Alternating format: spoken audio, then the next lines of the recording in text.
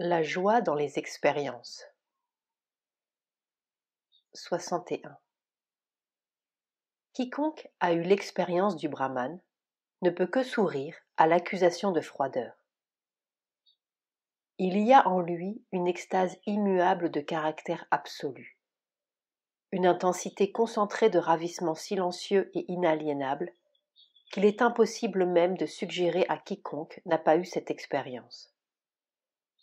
La réalité éternelle n'est ni froide, ni sèche, ni vide. Vous pourriez tout aussi bien dire que le soleil d'été est froid, ou l'océan sec, ou la parfaite plénitude vide. Même lorsque vous y entrez en éliminant la forme et tout le reste, elle jaillit comme une miraculeuse plénitude. C'est véritablement le Purna. Lorsqu'on y entre, aussi bien par l'affirmation que par la négation, il ne peut évidemment pas être question de vide ou de sécheresse. Tout y est, et plus encore qu'on n'aurait jamais pu rêver comme constituant le tout. 62. Je ne sais vraiment pas quelle sorte de joie vous voulez. Toutes les expériences ne sont pas accompagnées de joie. L'intérêt est une autre affaire. Les résistances. 63. Si l'on fait descendre plus de force ou de lumière qu'une partie de l'être n'est prête à recevoir, si cette partie résiste, ou s'il y a lutte entre les forces qui descendent et les forces adverses dans le corps, cela peut se produire. 64. Il est évident que votre sadhana s'est situé, jusqu'à présent, dans le mental. C'est pourquoi il vous a été facile de vous concentrer au sommet de la tête, parce que le centre qui s'y trouve dirige directement tout le registre mental. Le mental s'est calmé, et en éprouvant les effets de la sadhana, a calmé l'agitation vitale, sans pour cela dégager ni transformer la nature vitale. Il semble que la sadhana soit maintenant en train de descendre dans le vital pour le dégager et le transformer. Le premier résultat est que la difficulté du vital s'est manifestée. Les vilaines images et les rêves inquiétants proviennent d'un plan vital hostile opposé à la sadhana. De là aussi proviennent ce renouveau d'agitation, cette aversion et cette résistance à la sadhana.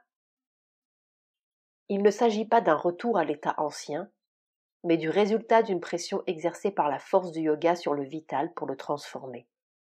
Pression à laquelle il y a résistance. C'est cette descente de la sadhana, pour libérer l'être vital, qui vous a fait éprouver le besoin de vous concentrer dans la région du cœur. Car c'est dans la région du cœur que se trouve le centre psychique, et plus bas, derrière le nombril, se trouve le centre vital. Si tous deux peuvent être éveillés et occupés par la force du yoga, le psychique, le pouvoir de l'âme, dirigera le registre vital, purifiera la nature vitale, la tranquillisera et la tournera vers le divin. Le mieux serait que vous puissiez vous concentrer indifféremment, soit dans la région du cœur, soit au sommet de la tête, car cela donne un pouvoir de sadhana plus complet. Les autres expériences que vous avez sont le début de la transformation dans le vital. Par exemple, la paix en vous-même et envers ceux que vous pensiez vous avoir offensés, la joie dégagée de tout souci, désir et ambition de ce monde. Ces autres expériences viennent aussi lorsque le mental est paisible, mais elles ne peuvent se fixer que lorsque le vital est libéré et tranquille. Quelles que soient les difficultés et les ennuis qui surviennent, la chose à faire est de continuer paisiblement avec pleine confiance en la puissance et l'assistance du divin, d'ouvrir assidûment et progressivement l'être tout entier à l'action de la sadhana, jusqu'à ce que tout devienne conscient et consente à la transformation nécessaire. 65. ce doit être le physique vital qui est en action.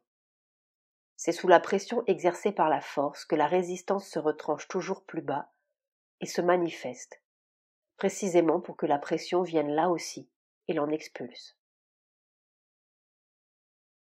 66. C'est un bon progrès. Quant à la partie qui résiste, il y a pendant longtemps une résistance de quelques couches du physique. Pendant que l'une s'ouvre, une autre au-dessous reste obscure. Mais si la pression d'en haut est continue, la résistance finit par s'épuiser. La tranquillité que vous mentionnez dans vos méditations est un très bon signe. En général, elle vient en envahissant de la sorte dès qu'une purification suffisante l'a rendue possible. D'autre part, elle est en elle-même la première pierre dans les fondations de la conscience spirituelle supérieure. Je crois que vous avez raison. La transformation se fait chez beaucoup de gens. Malgré les vicissitudes qu'amènent encore les vestiges et les retours de l'ancienne nature, le progrès continue. 67. C'est la pression exercée par la conscience supérieure, les plans de lumière bleue par-delà le mental ordinaire, qui est descendue et qui est en train d'appuyer sur les résistances jusqu'au corps et plus bas. En même temps, le poids de la nature subconsciente est soulevé pour qu'il en soit libéré. Voilà le sens de ces expériences. 68. Les maux de tête, provoqués par une pression d'en haut, comme vous le dites, ne sont ni dus à la pression, ni provoqués par elle, mais provoqués par une résistance.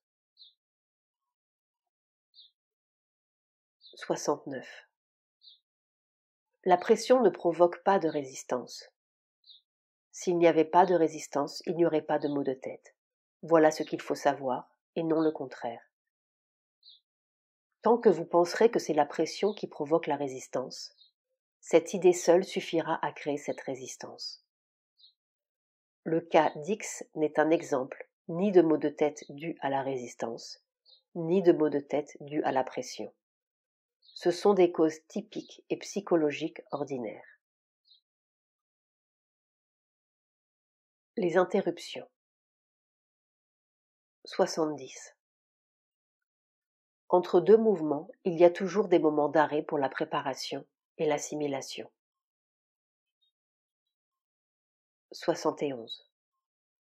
Ce que vous appelez dans votre lettre la réponse du divin ne serait pas désigné ainsi dans le langage de l'expérience yogique. Ce sentiment de grande paix, de lumière, d'aise, de confiance, d'amenuisement des difficultés, de certitude, serait plutôt appelé une réponse de votre propre nature au divin. Il y a une paix et lumière qui est la réponse du divin, mais c'est une vaste paix, une grande lumière que l'on sent comme une présence autre que soi-même, comme quelque chose qui ne fait pas partie de notre nature, mais qui vient d'en haut, bien qu'à la fin elle possède la nature. Ou alors il y a la présence elle-même, qui en effet apporte avec elle libération, bonheur, certitude absolue. Mais les premières réponses du divin ne sont pas souvent ainsi. Elles viennent plutôt comme un contact, une pression qu'il faut être en état de reconnaître et d'accepter, ou c'est la voix de l'assurance, quelquefois une petite voix paisible, une image ou présence momentanée, parfois un chuchotement qui vous guide. Elles peuvent prendre beaucoup de formes. Puis cela se retire, et la préparation de la nature continue jusqu'à ce qu'il soit possible au contact de revenir, à plusieurs reprises, de se prolonger, de se transformer en quelque chose de plus pressant, proche, à être admis. C'est une des raisons pour lesquelles le mental doit entrer dans le silence, ne pas imposer d'épreuves, ni avoir d'exigences. Il faut faire de la place pour la véritable intuition qui reconnaît immédiatement le contact vrai et qui l'accepte. 72. Quant à la permanence, vous ne pouvez pas vous attendre à la permanence dès le début des expériences spirituelles initiales. Quelques-uns seulement les ont, et même pour eux, la haute intensité n'est pas toujours présente. Pour la plupart, l'expérience vient et ensuite se retire derrière le voile, attendant que la partie humaine soit préparée et disposée à supporter et à bien tenir son accroissement, et ensuite, c'est la permanence. Mais en douter pour cette raison serait irrationnel à l'extrême. On ne doute pas de l'existence de l'air parce qu'il ne souffle pas toujours un vent violent, et on ne doute pas de la lumière du soleil parce que la nuit intervient entre le crépuscule et l'aurore. La difficulté provient de la conscience humaine normale pour laquelle l'expérience spirituelle se présente comme quelque chose d'anormal et est en fait supranormal. Cette normalité, faible et limitée, trouve difficile au début d'avoir même un contact avec cette expérience supranormale plus vaste et plus intense. Ou encore, elle se dilue dans sa propre matière plus terne d'expérience mentale ou vitale. Lorsque le spirituel arrive dans sa propre puissance irrésistible, très souvent cette normalité ne peut le supporter, ou si elle le supporte, ne peut le contenir et le retenir. Néanmoins, dès qu'une brèche décisive a été ouverte dans les murailles que le mental construit contre l'infini, cette brèche s'élargit, parfois lentement, parfois rapidement, jusqu'à ce qu'il n'y ait plus aucune muraille, et alors c'est la permanence. 73. Ce que j'ai écrit est parfaitement clair. Les périodes d'assimilation continuent jusqu'à ce que tout ce qui doit être fait ait été fait de façon fondamentale.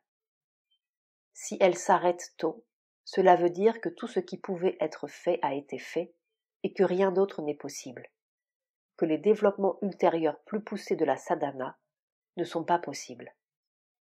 S'ils l'étaient, les périodes d'assimilation ne se seraient pas arrêtées, mais auraient continué jusqu'à ce que tout se soit produit.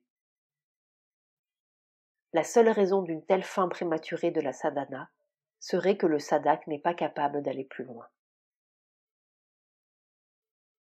74.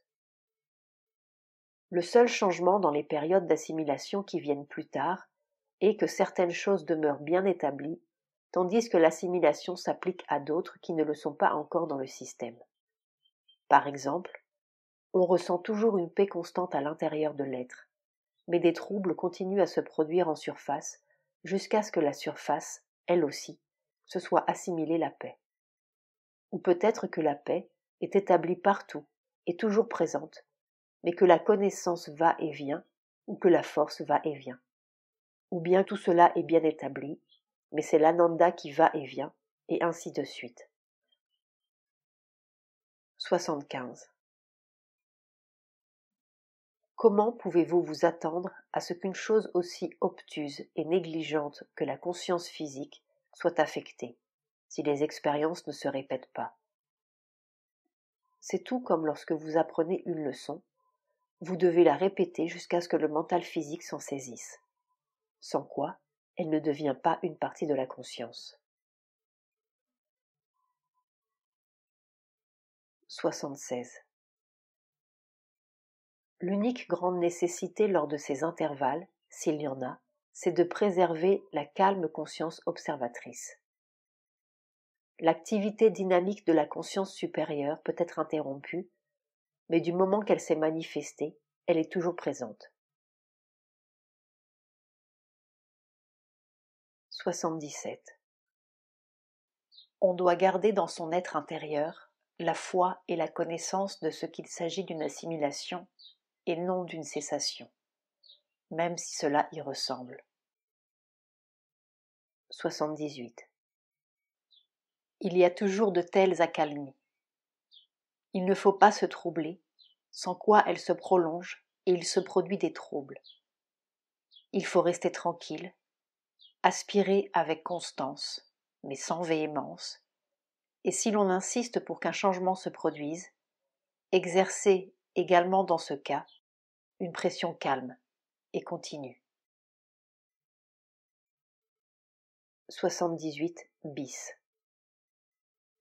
On devrait donner à toute expérience le temps qu'il lui faut pour se développer ou pour avoir son plein effet. Elle ne devrait pas être interrompue, sauf en cas de nécessité, ou évidemment s'il ne s'agit pas d'une bonne expérience. Larmes. 79. H est tout à fait juste que le fait de pleurer amène à l'intérieur les forces qui devraient être maintenues à l'extérieur. Car pleurer est une sorte d'abandon de la maîtrise intérieure et une expression de réaction vitale et d'égout. Seules les larmes psychiques n'ouvrent pas la porte à ces forces, mais ce sont des larmes dépourvues d'affliction, des larmes de bhakti, d'émotions spirituelles, d'ananda. Votre expérience est très belle. L'être intérieur se rend compte par de telles expériences de ce qui doit s'établir à l'état de veille, comme la base de la conscience spirituelle et de la vie spirituelle.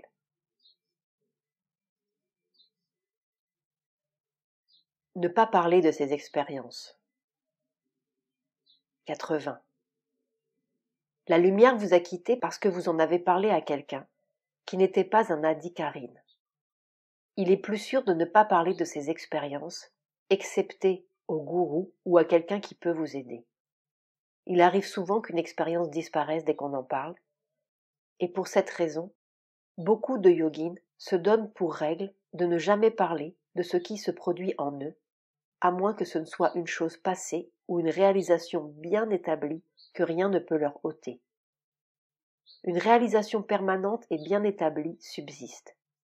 Mais c'était là plutôt des choses qui viennent pour rendre possible une ouverture dans la conscience à quelque chose de plus complet, qui prépare cette conscience pour la réalisation.